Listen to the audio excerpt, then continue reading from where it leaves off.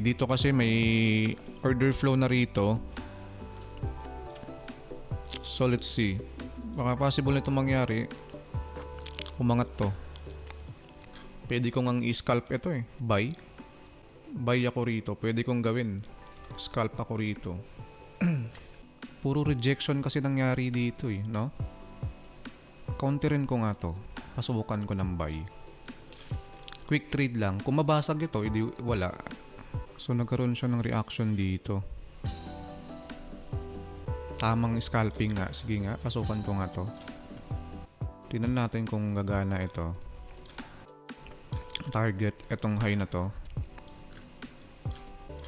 Good day pala. Good day sa inyo, no? Sa mga nakatambay ngayon dito. Maaga tayo nag-live. Tamang scalping lang muna.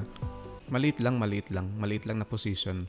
Kakaroon siya ng correction dito. After impulsive na to. Karoon siya ng correction.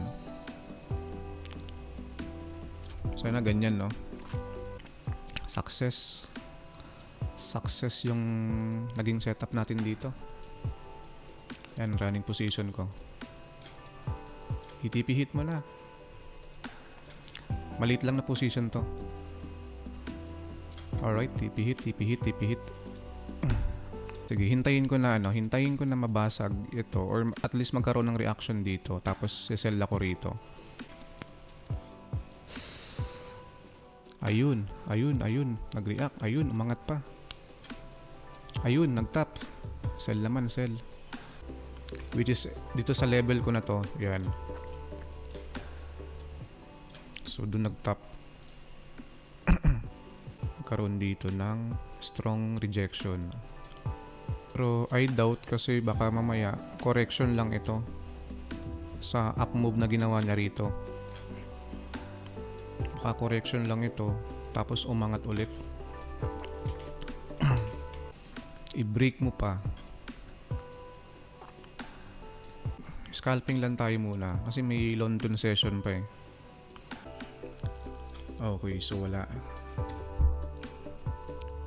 Okay, all goods to. Na-break pa itong high na to. So let's see kung mag-react pa rito sa level na to. Let's see, try natin dito.